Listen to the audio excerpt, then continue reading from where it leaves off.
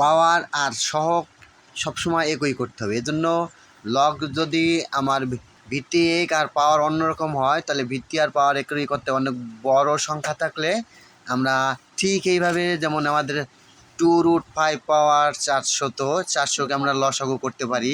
প্রথমে 400কে 2 দ্বারা ভাগ করব, তাহলে 200 রে 2 দ্বারা ভাগ করলে 100 রে, তাহলে আমরা পাইলাম কত? সর্বশেষ দেখলাম যে 2⁴ মানে 2 হচ্ছে কত 2টি আর 5 হচ্ছে 2টি।